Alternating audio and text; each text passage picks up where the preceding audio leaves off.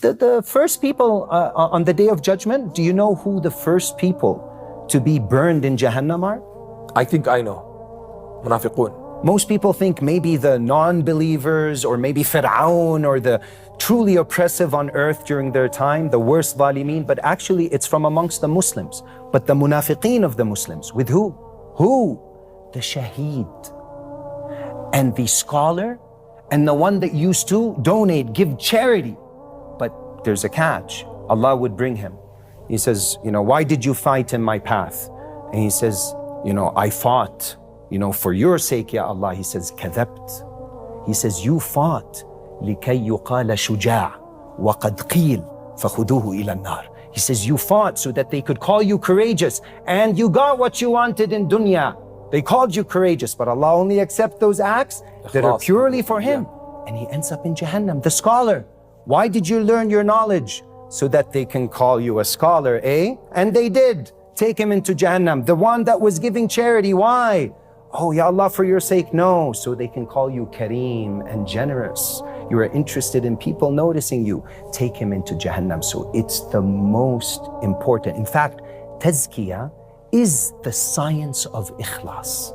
To be genuinely sincere and true to yourself, sadiq, true with yourself, in checking every single act that you do, in every single moment, during the act as well, and then at the end of every act, what did we say? Astaghfirullah. Istighfar for the sake of Allah. This is very important because the nafs daiman has a haz, it has a share. We're weak, we're human beings, but as long as we feel guilty and feel bad and practice this, inshallah, Allah so will a lack of ikhlas, guys, could drag you into hellfire.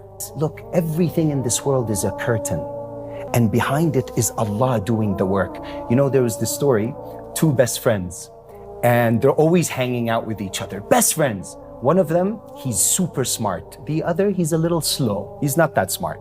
The smart one gets married, mashallah. He gets married, and he invites his not so intelligent friend over for food. So the guy goes and he's sitting and he notices something he didn't notice before. There was a curtain. And he's sitting there, all of a sudden he smells mahshi wara inab. He smells, mansaf. You sound hungry. I think so, yeah. We've been recording for quite some time. Yeah, absolutely. He begins to smell all these amazing dishes. And then he looks, he's not that smart, eh? And then he looks and all of a sudden, the dish of mansaf comes out. And he's like, where did that come from? He's shocked. He goes to him, he said, where did you get that magic curtain? He says, what do you mean? He said, just tell me. He goes to the store downstairs. He goes, Salaam alaikum. He said, where are you going? The food. He goes, later. He rushes downstairs to the store. He finds the exact same curtain. He buys it. He goes home. He puts up the curtain. He invites all his friends over for doesn't food. come out. Now when they all come and they're sitting down, they're waiting. There's they can't smell anything. He said, what's going on? He said, no, just wait. This is a magic curtain. You know so-and-so? They're like, yes. When I was at his house, all of a sudden this curtain begins to produce all these dishes. And he's like, man, what are you talking about, bro? The guy just got married and this was a hijab for his wife, and his wife was behind the curtains preparing the food and pushing it through.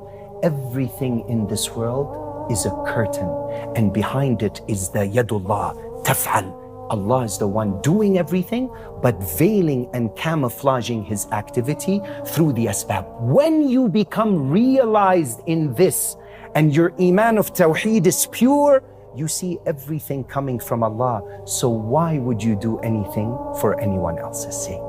That is the true remedy of what? Of riya, trying to impress others. So basically, everybody watching right now, Ousama, his intentions, his ikhlas is gonna go up by putting the right intentions with the work he's doing, with no matter what the thing he was doing was, right? Absolutely. And you have to reflect on a few things. Like? Reflect on the temporary nature of people's opinions of you. You're so worried about what people are thinking about you, but guess what? They're only thinking about themselves. You're sitting there like, what is he gonna think? But just like you're worried about yourself, he's worried about himself. So it's one of the tricks of shaitan, so don't get caught up in that cycle. So right now, I think everybody's ikhlas is gonna go to the right path. Insha'Allah ta'ala, that's the hope, brother. Decoded.